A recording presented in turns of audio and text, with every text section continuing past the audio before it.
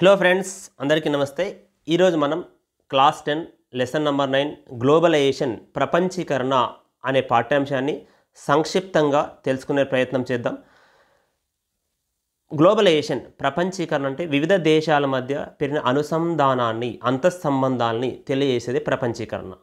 దీనివల్ల ఏమవుతుంది? ఒక దేశంలో తయారైన వస్తువులు వివిధ దేశాలకు ఎగుమతి అవుతున్నాయి, గూడ్స్. నెక్స్ట్, ఒక దేశంలో ఉన్న ప్రజలు వేరే దేశాలకి సర్వీస్ అందిస్తున్నాం, ఆన్లైన్ ఆఫ్లైన్. ఒక దేశంలో ఉన్న ప్రజలు వేరొక దేశానికి ఉద్యోగం కోసం కానీ ఉపాధి కోసం కానీ వలస వెళ్తున్నారు. ఒక దేశం కంపెనీ మరో దేశంలో పెట్టుబడి పెడుతుంది. So flow of goods, services, people and capital is called the globalisation, ప్రపంచీకరణ అంటాం. దీనివల్ల ప్రపంచం ఒక చిన్న కుగ్రామంగా మారిపోయింది. ఒక గ్రామంలో ఎక్కడ ఏ మూల ఏం జరిగినా నిమిషాలు క్షణాల్లో తెలిసిపోయినట్టే ప్రపంచంలో ఏ మూలన ఏం జరిగినా, అంటే వరదలు, తుఫాన్లు, ఎన్నికలు ఏది జరిగినా మనము కొన్ని నిమిషాలు క్షణాల్లో తెలుసుకోగలుగుతున్నాం. So because of the globalization. Okay, so rapid integration and inter connection between countries increase because of the globalization, my dear friends. Okay, so but 1950s వరకు మన ప్రొడక్షన్ అనేది it was with in the country. Only raw materials like cotton used to exported, we used to export them. So like food grains like paddy, wheat అలాంటివి మాత్రం export చేసేవాళ్ళం. Machinery, finished products మనం import చేసుకునే వాళ్ళం. So this is before the 1950s. But after the emergence of MNCs the situation completely changed. Just a minute. So emergence of MNCs. So after the emergence of MNCs, the situation completely changed. So what is the MNC? MNC is a multi-nation company. So which owns and controls production in more than one country is called the MNC. Okay. So like LG, Samsung, Coca-Cola, Ford car. So these are all called the MNCs. Okay. దీనివల్ల ఏమైంది? Establishment, where they establish their companies, these MNCs, wherever there is a low cost of production, ఎక్కడ తక్కువ cost of production ఉంటుందో, ఎక్కడ labour and resources తక్కువ cost అందుబాటులో ఉంటుందో అక్కడ మాత్రమే ఈ కంపెనీస్ అనేది ఎస్టాబ్లిష్మెంట్ జరుగుతుంది. ఎగ్జాంపుల్ తీసుకున్నట్టయితే Ford car is American USA company. ఇది R&D అనేది USA అమెరికాలో చేస్తుంది. దాని స్పేర్ పార్ట్స్ ప్రొడక్షన్ చైనాలో జరుగుతాయి. అసెంబ్లింగ్ అనేది మెక్సికో లేదా యూరోప్. ఎందుకు జరుగుతుంది? Because it is a very proximity to the markets. Europe market దగ్గరలో అందుబాటులో ఉంటుంది. ప్రోడక్ట్స్ అనేది వరల్డ్ వైడ్ సోల్డ్ అవుట్ చేసేస్తారు. అలాగే కాల్ సెంటర్స్ ఏవైతున్నాయో ఇండియాలో బేస్డ్ ఉంటుంది. Because we are good at English, my dear friends. Okay, so దీనివల్ల ఏమైపోతుంది మనకు? They can cut the cost up to 50 to 60% cost cutting అయిపోతుంది. So ultimate goal of MNC is the maximizing the profits. ఆ ప్రాఫిట్స్ని maximize చేసుకోవాలి. So they try to use these as the tool. Okay, next, what are the criteria of selecting the site? Proximity to markets, అవి market దగ్గరలో ఉండాలి.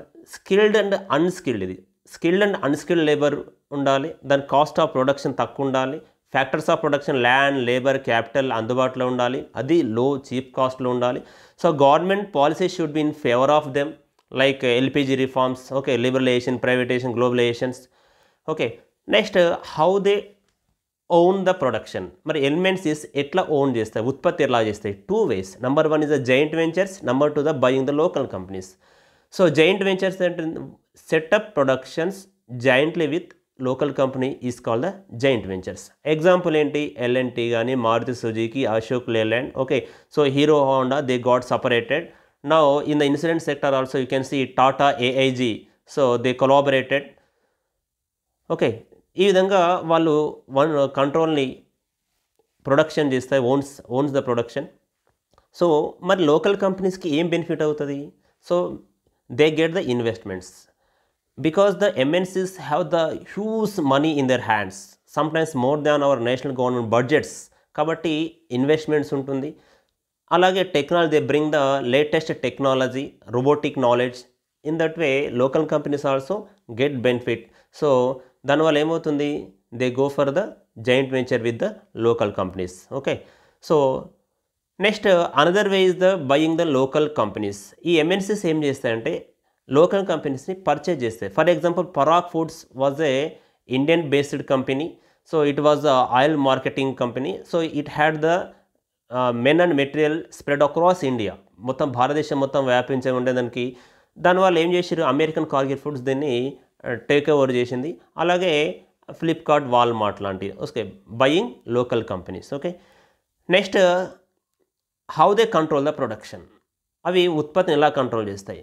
Okay, so first they place orders to a small producer. చిన్న చిన్న ఉత్పత్తిదారులకు orders ఇచ్చేస్తారు. For example garments కానీ, footwear కానీ, sport items కానీ ఇచ్చేసి వాళ్ళు ఫైనల్ ప్రోడక్ట్ మీద they put under their own brand, వాళ్ళ ముద్ర వేసేస్తారు, దాన్ని మార్కెట్లో రిలీజ్ చేస్తారు. సో దీనివల్ల ఈ యొక్క ఎంఎన్సీస్కి ఏం బెనిఫిట్ ఉంటుంది, they have the power to determine the price, ధర ఎంత ఉండాలి ప్రోడక్ట్ది, what should be the quality of a product, delivery, what is the delivery, not baby delivery my dear friends, it is a product delivery. Okay, so what are the labor conditions, they can decide all these things. Okay, so you know we got freedom, independence from the Britishers. Okay, so in first instance British England is a very small island nation in Europe, చిన్న దీవి లాంటి ద్వీపం. అలాంటిది ఇంత సువిశాల భారతదేశాన్ని 200 సంవత్సరాల పాటు పరిపాలించింది. కారణం ఏమై ఉంటుంది. Okay, another why in the first instance Britishers came to India, వాళ్ళు బ్రిటిషర్స్ భారతదేశం ఎందుకు వచ్చారు. If you know the answers please post your answer in comment section my dear friends. Okay, now let us see what is the benefit of the globalization to the producers, to the buyers. So producers, you see the producer, they can go beyond their domestic markets. For example, Ford car is there, the company is America based, but it can sell its cars across the world. So beyond the domestic markets వెళ్ళగలుగుతుంది. Okay, next అలాగే బయర్స్కి ఏం benefit అవుతుంది మనకు. So బయర్స్కు we can go beyond our domestically produced. For example we have the many electrical items, electronic items, LG, Samsung like that. So ఎవరైతే భారతీయ purchases buyers ఉన్నారో they can purchase the best product of international product. In this way buyers also they can go for the beyond domestically produced. Okay, next thing is that what are the factors enable the globalization. So number 1 technology, number 2 LPG policies, number 3 global organizations like WTO. Okay, now let us see each one by one. So how the technology, you know the technology, telecommunications, telephone, telegraph, fax, computers, internet, email, voicemail. సో దీనివల్ల ఏమైపోయింది, transaction ఈజీగా అయిపోయింది. So మన finished product air lift చేస్తాం, air shift చేస్తాం. The foreigner ఏం చేస్తాడు, he can transfer the money through online transaction ద్వారా మనకు ఈజియర్ అయిపోయింది, ఫాస్టర్ అయిపోయింది. Next another thing is the liberation of foreign trade and foreign investment. Okay, so what is the foreign trade. So you know that, no need to explain that. Export and imports of goods and services is called foreign trade. Next, foreign investment. విదేశీ company భారతదేశంలో assets కానీ, lands కానీ, machines కానీ, equipments కానీ purchase చేయడం, దాన్ని foreign investment అంటాం my dear friends. Okay, now next thing is what is the liberalisation. Liberalisation అంటే ఏంటిది, ఉదారవాదం అంటాం.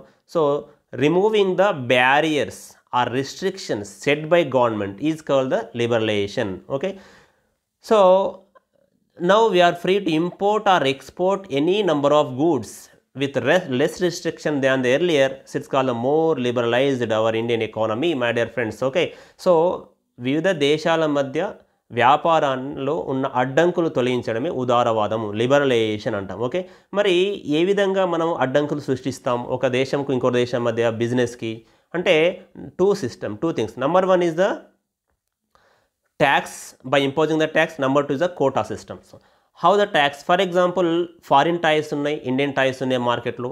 ఫారిన్ టాయ్స్ అట్రాక్టివ్గా ఉండడం వల్ల, లో కాస్ట్ ఉండడం వల్ల, లో ప్రైస్ ఉండడం వల్ల ఏమవుతుంది, అందరూ ఆ ఫారిన్ టాయ్స్ని, ఫారిన్ ఆట బొమ్మలు కొనుక్కుంటారు. కానీ భారతదేశంలో ఉన్నటువంటి ఇండియన్ ప్రొడ్యూసర్స్ పరిస్థితి ఏంటిది, భారతదేశంలో వస్తువులు అమ్ముడుపోవాలి, వాళ్ళ ఎంప్లాయ్మెంట్ జనరేషన్ జరగాలి, వాళ్ళకు గవర్నమెంట్ ట్యాక్స్ రావాలి, అంటే Indian product should be protected. కాబట్టి గవర్నమెంట్ ఏం చేస్తుంది, ఫారిన్ కంపెనీస్ టాయ్స్ మీద ట్యాక్స్ వేస్తుంది. ట్యాక్స్ వేస్తే ఏమవుతుంది, ఆటోమేటిక్గా price of the product increases. దానివల్ల కంపారిటివ్లీ Indian product will be cheaper, so the demand for the Indian tax will be increased. In this way we can protect our Indian industries, so by imposing the tax on these goods, my dear friends. Okay, next quota system. So ఏం చేస్తాం, government ఒక 1 lakhs కంటే ఎక్కువ toys ఒక ఇయర్లో దిగుమతి చేసుకోవడానికి వీలు లేదు అని చెప్పడం ద్వారా మనం ఏం చేస్తాం, so we can create the obstacles, అడ్డంకులు సృష్టించవచ్చు. దాన్నే ఈ అడ్డంకులు తొలగించడమే liberalizations. Okay, now before 1991 we protected Indian companies from the foreign competition.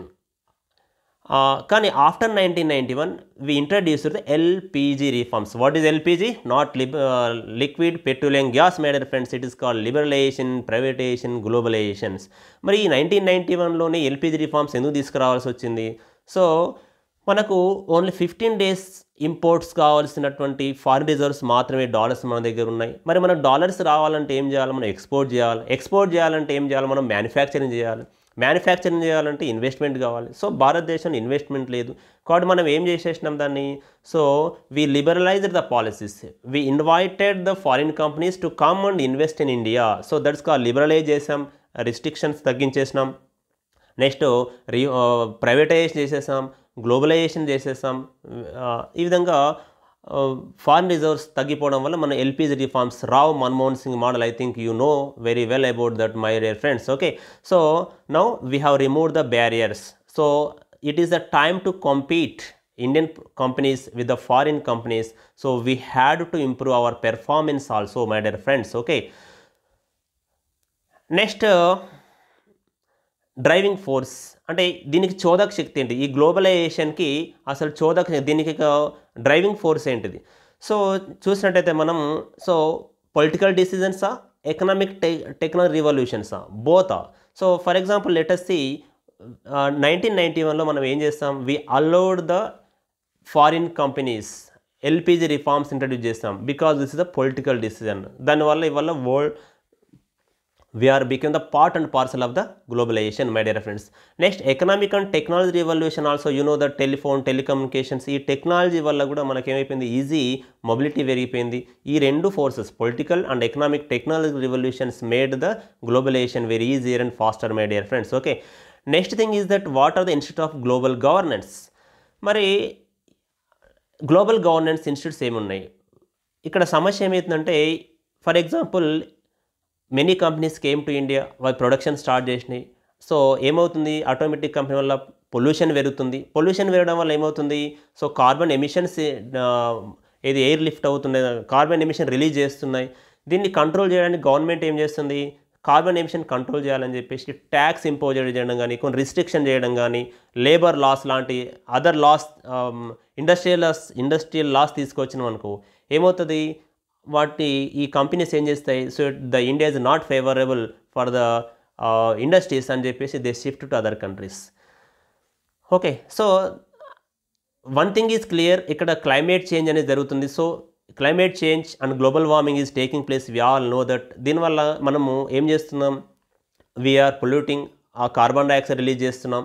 Carbon dioxide release చేయడం వల్ల గ్లోబల్ వార్మింగ్, భూమి వేడెక్కుతుంది. భూమి వేడెక్కడం వల్ల మంచు కరిగిపోతుంది. మంచు కరగడం వల్ల ఏమైపోతుంది, సముద్రం మట్టం పెరుగుతుంది. అనేక దేశాలు మునిగిపోతున్నాయి. అయితే కొన్ని చోట్ల వరదలు వస్తున్నాయి, కొన్ని చోట్ల ఏమంటాం కరువు కాటకాలు, విపరీతమైన కరువు కాటకాలు, ఫారెస్ట్ ఫైర్స్ ఏర్పడుతున్నాయి. So this is the fact, climate change is real, we need to reduce together. మనం ఒకవేళ భారతదేశంలో చాలా స్ట్రిక్ట్గా రూల్స్ తీసుకొచ్చిన ఆ కంపెనీ వేరే దేశానికి వెళ్ళిపోతుంది, చైనానో మరో దేశానికి వెళ్ళిపోతుంది. ఎక్కడైతే చాలా లెస్ రిస్ట్రిక్షన్స్ అక్కడికి వెళ్ళిపోతుంది. కాబట్టి అంటే ఎక్కడ భూమి అనేది ఒకటే చిన్న గ్రహం, ఎక్కడ ఏ దేశం పొల్యూట్ చేసినా భూమి మొత్తం వేడెక్కుతుంది. ప్రపంచంలో ఉన్న అన్ని దేశాలు, అన్ని ప్రజలు అందరు ప్రజలు ఎఫెక్ట్ అవుతారు. కాబట్టి we need to reduce the climate change. We have to accept the fact, it is very real. So it is real and we need to accept. Even many scientists are also accepting that. So we need to reduce together. Okay, next WTO, next World Trade Organization antam. So why we established world trade organisation to liberalise international trade. వివిధ దేశాల మధ్య వ్యాపార సంబంధాలను పెంచాలి, వ్యాపారంలో ఉన్న అడ్డంకులు తొలగించాలి, ప్రపంచం మొత్తం rules based exports and imports జరగాల. సో ఇవాళ more than 150 countries are there in the world trade organizations. ఇక్కడ సమస్య ఏమవుతుందంటే, so world trade organization forcing the developing countries like India to remove the barriers remove చేయమంటుంది. But okay, we are removing the barriers like India and other developing countries. But the developed countries like US and other countries, they unfairly retaining the barriers. వాళ్ళు మాత్రం అడ్డంకులు సృష్టిస్తున్నారు అంతర్జాతీయ వ్యాపారానికి. For example, let us take one example. Agriculture products of USA population, so only less than 1% of population of USA is participating or practicing the agriculture. But the US government is pumping massive sums of money as a form of subsidies. So subsidies ఇస్తుంది వాళ్ళ ఫార్మర్స్కి. దానివల్ల American రైతులకు ఏమవుతుంది, వాళ్ళ production cost తగ్గిపోతుంది. So వాళ్ళ product చీపర్గా export చేయగలుగుతున్నారు, వాళ్ళు సబ్సిడీ ఇస్తున్నారు. కానీ ఇక్కడ సమస్య ఏమవుతుంది, భారతదేశం లాంటి డెవలపింగ్ కంట్రీస్కి దే ఆర్ ఫోర్సింగ్, మీరు సబ్సిడీ ఇవ్వద్దు వ్యవసాయదారులకు. కానీ అమెరికన్ లాంటి కంపెనీస్ ఏం చేస్తున్నాయి, సబ్సిడీస్ ఇస్తున్నాయి. సో దీనివల్ల అన్ఫెయిర్ ట్రేడ్ జరుగుతుంది. Unfairly they are retaining the barriers developed countries. Okay, in the next video let us see what are the positive and negative sides of the globalization. Okay, I hope you have understood well, my dear friends. Okay, thank you for watching. Like, share and subscribe my channel.